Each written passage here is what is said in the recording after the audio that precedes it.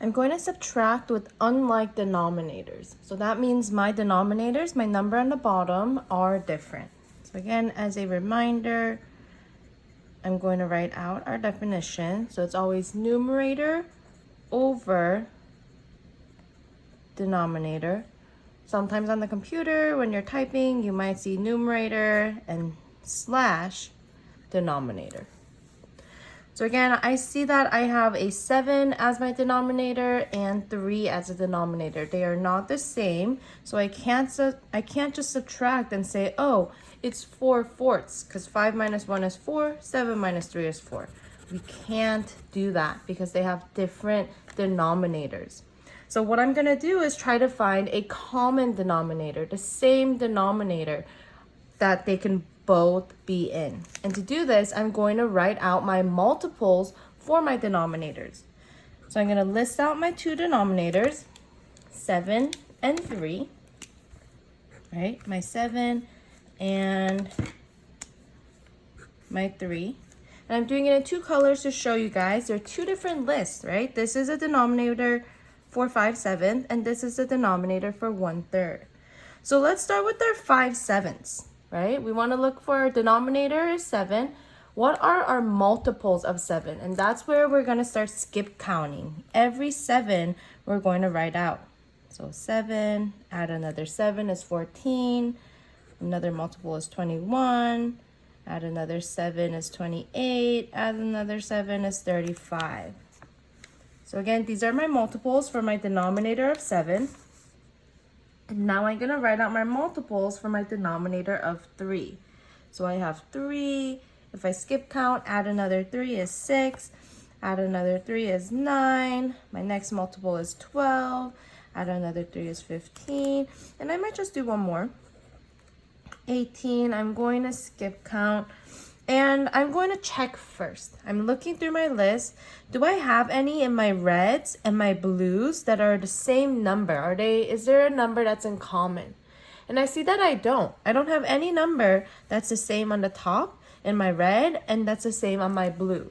So I'm going to keep skip counting to see if I can get the same common denominator. So 18, the next multiple would be 21, the next multiple would be 24. Now I'm going to pause again and check, do I have a common denominator within my 7s and 3s? And as I'm looking through the list, I do. I have the number 21. 21 is common in both my 7s and my 3s. So now I know that 21 is my new denominator. So remember, this is our original problem that we're solving. 21 is our new denominator. So I'm actually going to rewrite my problem, right, directly below. So I have 5/7 minus 1/3. That's still my same problem. And now we're actually going to change it to our new denominator. So I'm going to start with my 7 first. I'm going to just cover one side up.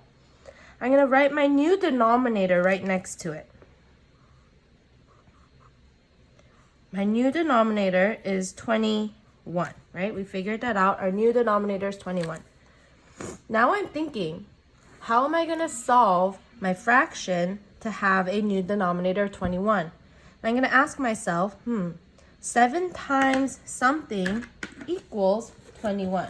7 times 3 is equal to 21.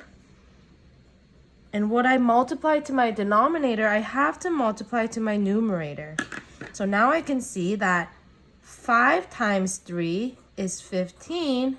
And my new fraction for 5/7 with the denominator of 21 is 15/21. Now let's try with 1/3. So again, I'm just going to cover up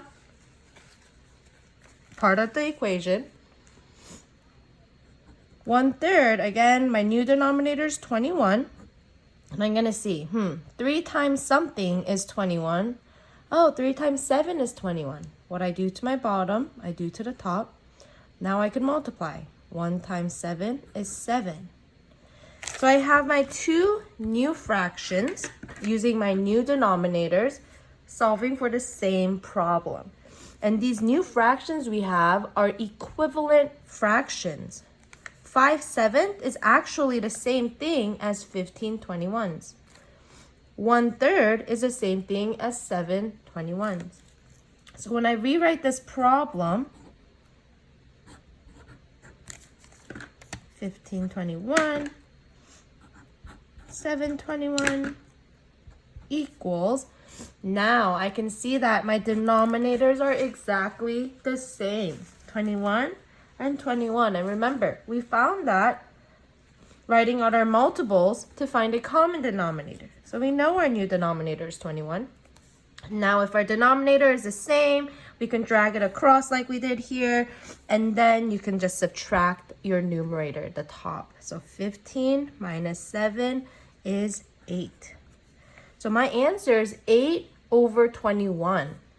So again, our original problem was 5/7 minus 1/3, and that equals 8/21. So again, what you're going to do is you're going to look to see your denominators. If they're different, you're going to write them down so you can list out their multiples, the skip counts. And when you do that, you're going to eventually find one that matches up, a common denominator. That's your new denominator. And I went part by part. I looked at 5/7 first, because that was our first fraction we had. And I tried to see what could be an equivalent fraction with the denominator of 21. And I found it to be 15/21. And I did the same thing here. What could be an equivalent fraction of 1/3 with the denominator of 21? And I found out to be 7/21. So I rewrote my problem, right? 5/7 is now 15/21.